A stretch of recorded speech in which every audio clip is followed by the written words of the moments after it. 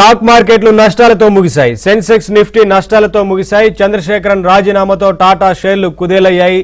4% టాటా షేర్లు క్షీణించాయి. మరోవైపు బంగారం ధరలు పెరిగాయి.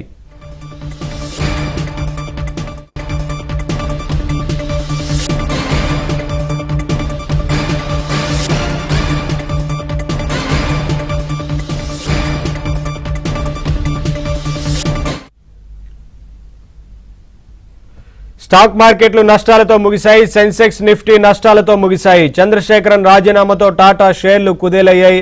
4% టాటా షేర్లు క్షీణించాయి. మరోవైపు బంగారం ధరలు పెరిగాయి. ఇదే అంశంపై మాట్లాడడానికి ప్రముఖ బిజినెస్ అనలిస్ట్ అనిల్ గారు ఫోన్లలో సిద్ధంగా ఉన్నారు. వారితో మాట్లాడి మరిన్ని విషయాలు తెలుసుకుందాం. అనిల్ గారు, గుడ్ ఈవినింగ్ అండి. ఏంటి మొత్తానికి అంటే చంద్రశేఖరన్ రాజీనామా చేస్తారన్న వార్తలు, ఊహాగానాలు వచ్చాయి. రాజీనామా తర్వాత కొంత స్టాక్ క్షీణించినట్లు తెలుస్తా ఉంది కదా, ఏంటి సార్?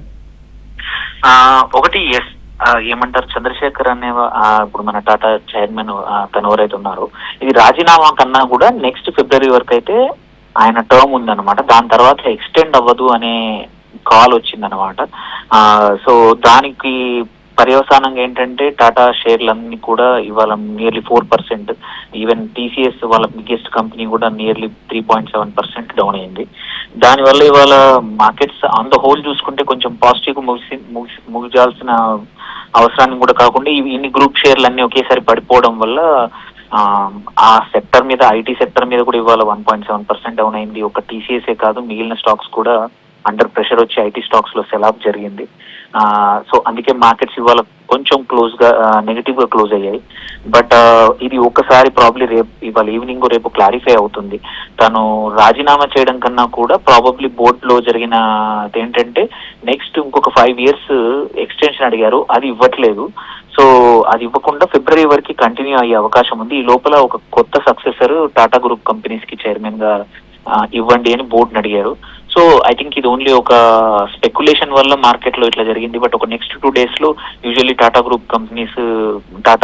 గ్రూప్ ఎప్పుడు కూడా ప్లాన్లు కరెక్ట్ గా చేస్తుంది. I think next 1 or 2 days clarity అయిపోతే అవి కూడా మళ్ళీ రికవరీ అయ్యే అవకాశాలు ఉన్నాయి. అండ్ ఇవాళ మిగిలిన అదర్ సెక్టర్స్ లో అంత పెద్ద ఇష్యూ లేదు, ఓన్లీ ఒక గ్రూప్ స్టాక్స్ వల్లే కొంచెం పడిపోయింది. బంగారానికి వస్తే మాత్రం ఏంటంటే లాస్ట్ క్వార్టర్ లో సెంట్రల్ బ్యాంక్స్ అన్ని కూడా, పోలాండ్ ఒక 51 టన్నులు, చైనా ఒక 38 టన్నులు, సెంట్రల్ బ్యాంక్స్ డాలర్స్ ని రిప్లేస్ చేసి బంగారాన్ని కొంటుండడం వల్ల మార్కెట్ లో మళ్ళీ రికవరీ అయింది. బంగారానికి మనం చూసాము లాస్ట్ ఒక 10 days బ్యాక్ $4,000 కన్నా తక్కువ ఉన్న పర్ ఔన్స్ ఉన్న బంగారము ప్రపంచ మార్కెట్ లో ఇవాళ 4,400 కూడా దాటింది. అంటే 10% పైన పెరిగింది. ఇక్కడ నుంచి బంగారం పెరిగే అవకాశం ఉంది ఫర్ సమ్ మోర్ టైం. ఎప్పుడు మళ్ళీ నెక్స్ట్ క్వార్టర్ లో అమెరికన్ ఫెడ్ మళ్ళీ ఆర్బీఐ కూడా ఇంట్రెస్ట్ రేట్లు ఎటువైపు తీసుకెళ్తాయనే దాన్ని బట్టి ఇంట్రెస్ట్ రేట్స్ పెరిగితే కొంచెం తగ్గొచ్చు. బట్ ఇక్కడ నుంచి మాత్రం బంగారం ఇంకా తగ్గడం పెద్దగా అవకాశం లేదు. కొన్ని రోజులు ఇంకా పెరిగే అవకాశాలు ఎక్కువగా ఉన్నాయి. డీడాలరైజేషన్ అనేది యాక్షన్ లో కనబడుతుంది. సెంట్రల్ బ్యాంక్స్ అన్ని కూడా చేస్తా ఉన్నాయి. ఇయర్ ఎండ్ వరకు ఇంకొక 10-15% పెరిగినా కానీ I will not be surprised అండి. మళ్ళా 170 టెస్ట్ చేసిన అవకాశం ఎక్కువగా ఉంది. Right, thank you sir.